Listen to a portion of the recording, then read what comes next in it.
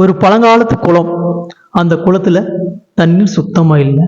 ஆனா அதுல நீர் மேலாண்மை திட்டம், நீர் வடிகால் பக்கத்துல ஏரிக்கு போற மாதிரிலாம் அந்த காலத்திலே செஞ்சிருக்காங்க. தமிழர்களோட நீர் மேலாண்மைக்கு எடுத்துக்காட்டா இருக்கும் ஒரு குளம். அந்த குளத்துக்கு மேல ஒரு சிலைய நுழைவு மண்டபம். ராஜகோபுரம் கிடையாது, நுழைவு மண்டபம் மட்டுமே இருக்கு. சின்னதா தான் இருக்கு.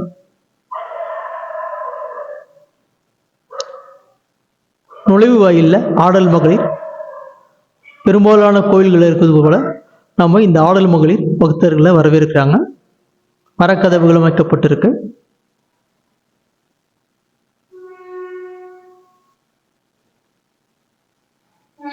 இந்த ஆடல் மகளிரை கடந்து கோயிலுக்குள்ள போகணும்னா அந்த முன் மண்டபத்தை பாருங்க, அவ்வளவு அழகா இருக்கும். முழுக்க முழுக்க கல் தூண்கள். அந்த நந்தி இருக்காரு, கல் தூண்கள் இருக்கு. ஒவ்வொரு தூண்லையும் பாருங்க எவ்வளவு சிற்பங்கள் விதவிதமா பாருங்க. தொப்பி போட்டிருக்கான். அந்த சிற்பத்தை பாருங்க, தலையில வித்தியாசமான தொப்பி போட்டிருக்கான் பாருங்க. உருவம் பாருங்க, வால் இருக்கு, மனித முகம், விலங்கு உடல்.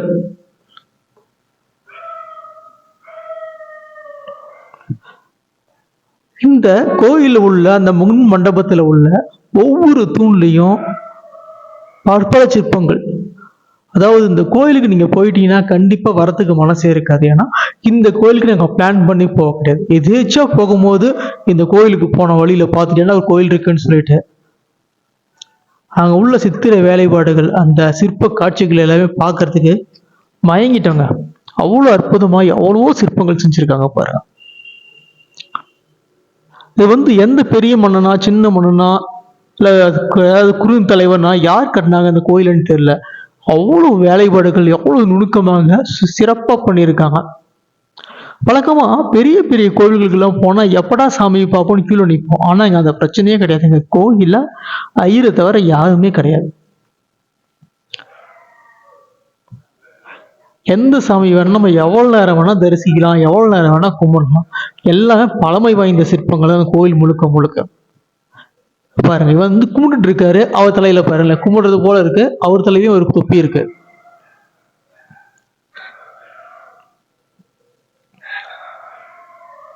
இந்த கோயில்ல 99% பாத்தீங்கன்னா பழமை தான்.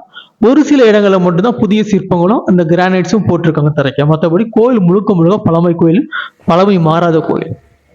பாருங்களேன், கோயிலோட சைட்ல இருந்துட்டு அந்த முன் மண்டபத்தை நான் வீடியோ எடுத்திருக்கோம். பாருங்களேன் எப்படி அவ்வளவு தத்ரூபமா கட்டியிருக்காங்க அந்த காலத்துல. முழுக்க முழுக்க கற்றளி கோயிலுங்க. பாருங்க, இது கருடன் இருக்காரு, எங்க பெருமாளும் இருக்காரு. பெருமாளை பின்னாடி பார்ப்போம். முதல்ல நாம இந்த கோயிலோட நாயகன் மூலவரான புற்றீஸ்வரர் எனப்படும் சிவபெருமான பார்ப்போம். இது ஒரு சுயம்பு கோவில்.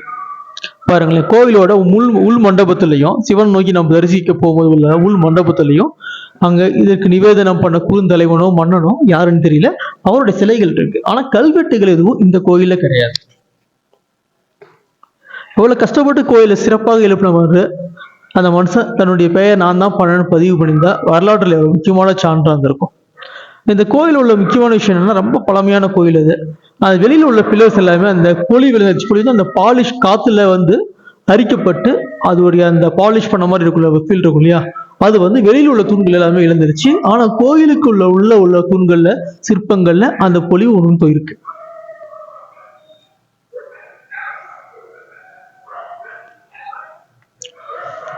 சில வீடியோஸ் நம்ம பண்ணும்போது 5 நிமிஷத்துல முடிச்சிடணும், 10 நிமிஷத்துல முடிச்சிடணும்னு நினைப்போம். ஆனா அந்த வீடியோ எடிட் பண்றதுக்கு வாய்ப்பே கிடையாது. ஏன்னா அந்த அளவுக்கு விஷயங்கள் இங்க இருக்கு.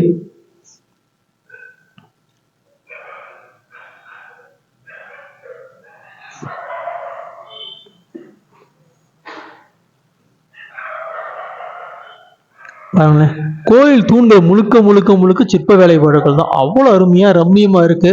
மனதுக்கு ஒரு நிறைவான ஒரு தரிசனம் இந்த கோயில கிடைச்சதுன்னு சொல்லலாம்.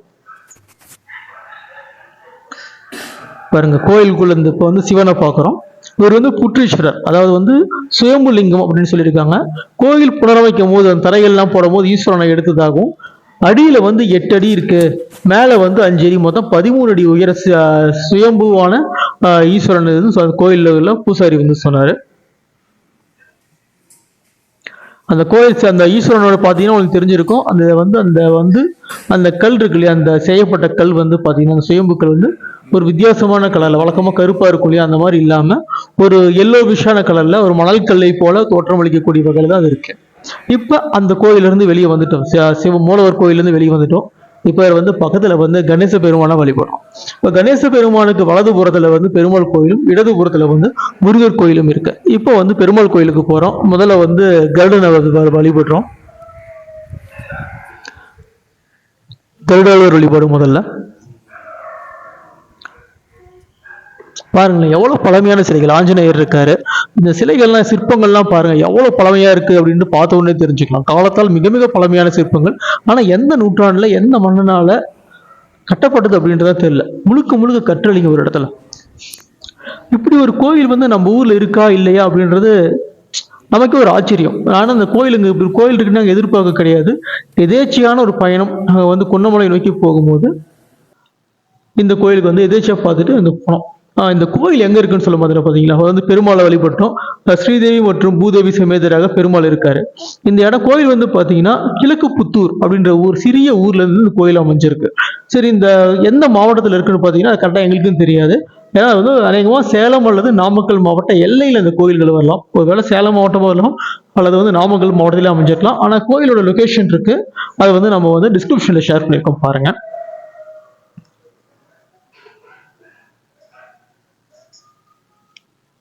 பாருங்க, இந்த பெருமாள் கோயில் வெளிப்பட்டோம் இல்லையா, இந்த பெருமாள் கோயிலோட தூண்களையும் பாருங்க எவ்வளவு சிற்பங்கள் வேலைப்பாடுகள் இருக்கு பாருங்க.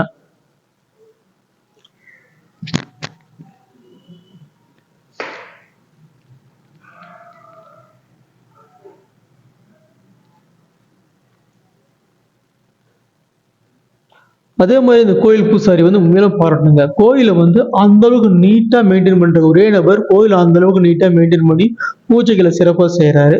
அரசாங்கத்தின் தரப்பில் சப்போர்ட் ரொம்ப ரொம்ப குறைவாக இருந்தாலும் கூட லோக்கல்ல உள்ள மக்களோட, உள்ளூர் மக்கள் ஆதரவோட நிதி திரட்டி இந்த கோயிலுக்கான பூஜைகள் எல்லாத்தையும் சிறப்பாக பண்ணிட்டு இருக்காரு. இது பாத்தீங்கன்னா பூதகணம். வழக்கமா பெண் தெய்வ கோயில தான் இந்த பூதகணத்தை பார்ப்போம். இந்த கோயிலையும் பூதகணம் இருக்கிறத பார்க்க முடியாது.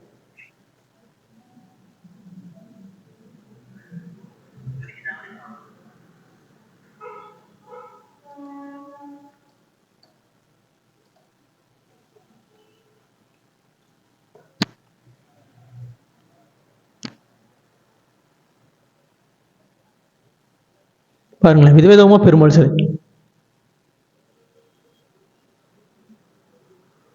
அதே மாதிரி இந்த கோயிலோட பூசாரி நம்மளை வீடியோ எடுக்கிறதுக்கு எந்த ஒரு டிஸ்டர்பன்ஸும் இடையூறும் பண்ணல, நல்லா எடுத்துக்காங்க அப்படின்னு சொன்னாரு. அது வரைக்கும்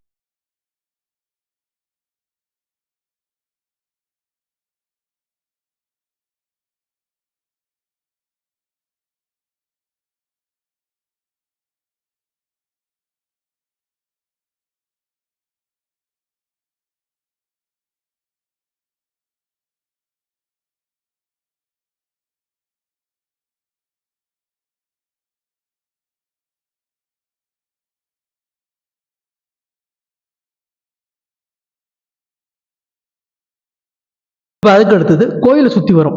பெருமாள் கோயிலை பார்த்தோம். கோயிலை சுத்தி வரும்போது சில இடங்கள்ல நாகர் சிலைகள் வைக்கப்பட்டிருக்கு. அதுவும் பழமையாவே இருக்கு. ஆனா என்ன தெய்வங்கள் அப்படின்னு தெரியல.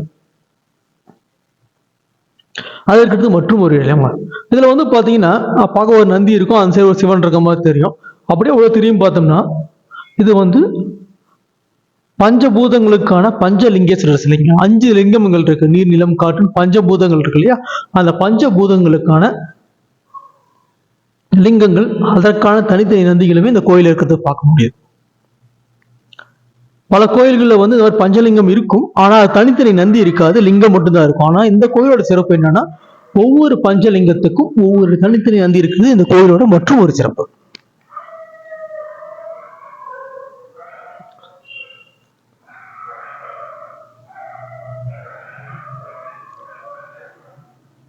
முழுசா அந்த கோயில் சுற்றி பார்க்கணும்னா 1 மணி நேரத்துக்கு குறையாம தேவைப்படும். முழுசா சிற்பங்கள் எல்லாம் வழிபட ரசிச்சு நீங்க பார்க்கணும் அப்படின்னா 1 மணி நேரத்துக்கு குறையாமல் தேவைப்படும். திருப்பியும் சுத்தி ரவுண்ட் அடிச்சுட்டு விநாயகர் கோயிலுக்கே வந்துட்டோம். இப்போ விநாயகருக்கு இடதுபுறம் உள்ள முருகர் கோயிலுக்குள்ள போறோம். இதுவுமே தனி கற்றளி. இதில் பார்த்தீங்கன்னா புதிய சிலைகள் நிறைய வச்சிருக்காங்க. இதில் நாயனார் சிலைகள் நிறைய இருக்கிறது பார்க்க முடியுது. நாயனார் சிலைகளில் வந்து பழைய சிலைகளும் இருக்கு, புதிய சிலைகளுமே இருக்கு.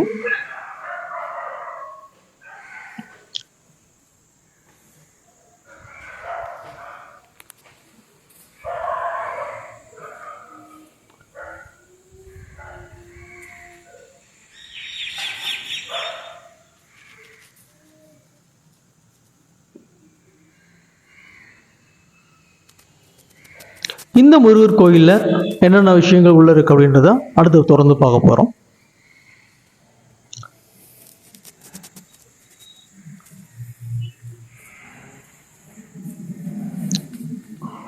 இப்போ பெரிய அளவில் ஒரு பிரம்மாண்டமான மயில் இருக்குங்க. முருகருக்குரிய வாகனமான மயில் பெரிய அளவில் இருக்கு.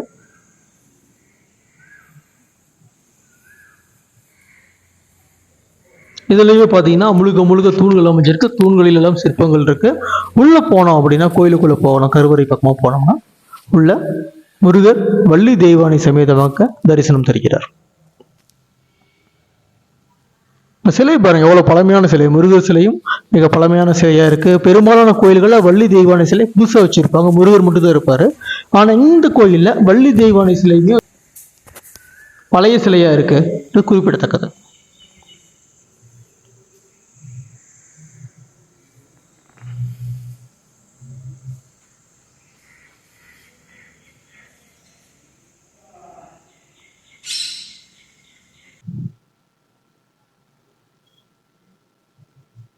அதுக்கடுத்து லிங்கோத்பவர் வழிபாடு.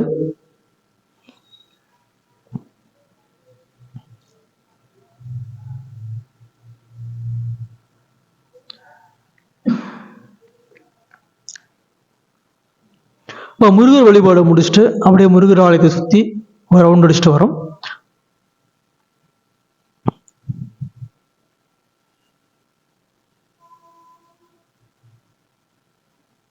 பாருங்க, முழுக்க முழுக்க அந்த கற்றளிகள்ல அந்த கல்கரலில் உள்ளோட எவ்வளவு வேலைப்பாடுகள் பண்ணியிருக்காங்க அப்படின்றத பார்க்க முடியுது.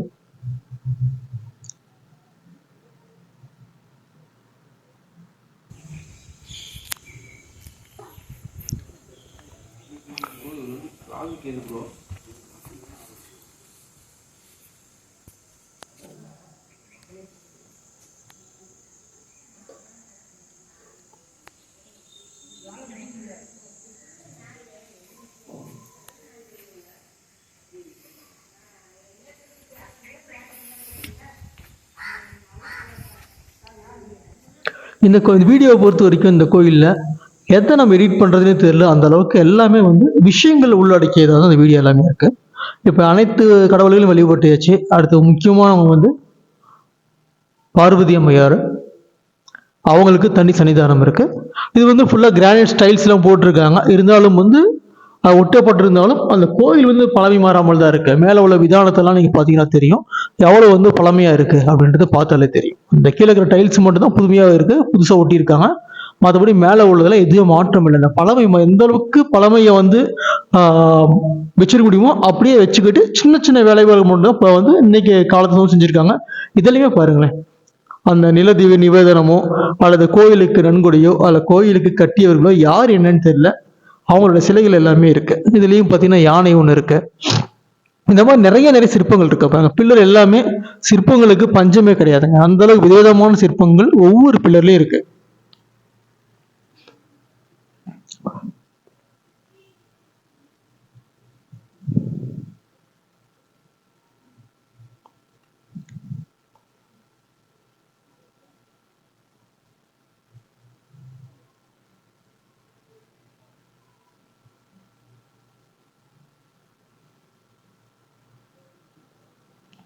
இந்த சூட்டில் விட பார்த்தீங்கன்னா கிராண்ட் ஓட்டியிருக்காங்க இருந்தாலும் கூட அந்த சூட்டில் விட பார்க்கும்போது எங்கெங்கெல்லாம் சிற்பங்கள் இருக்கோ அதெல்லாம் அங்கே ஒட்டலை. கிரானைட்ஸை கட் பண்ணிட்டு டைல்ஸை கட் பண்ணி தான் ஒட்டியிருக்காங்க. அந்த சுவற்றில் உள்ள சிற்பங்கள் மறையாத வகையில் தான் எல்லாம் பண்ணியிருக்காங்க.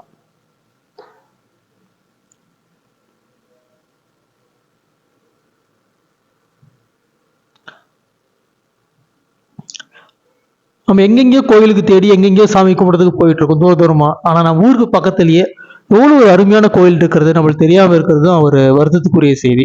நீங்கள் சேலம் மாவட்டத்தை சார்ந்தவர்களாக இருந்தாலோ நாமக்கல் பகுதியை சார்ந்தவர்களாலும் கண்டிப்பாக நீங்கள் மிஸ் பண்ணாமல் வழிபட வேண்டிய ஒரு கோயில் இந்த கோயில் புற்றீஸ்வரர் கோயில்.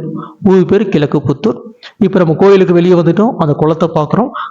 குளத்தில் பார்த்தீங்கன்னா தண்ணீர் இல்லை. குளத்திலிருந்து தண்ணீர் நம்பும் போது அருகில் உள்ள ஏரிக்கு செல்வதற்கு அங்கு வடிகால் அமைக்கப்பட்டுள்ளது குறிப்பிடத்தக்கதாகும். இதுபோல தமிழர்களின் வரலாற்று சிறப்புமிக்க செய்திகளை பேசும் மற்றும் ஒரு காணொலி சந்திப்போம். நன்றி, வணக்கம்.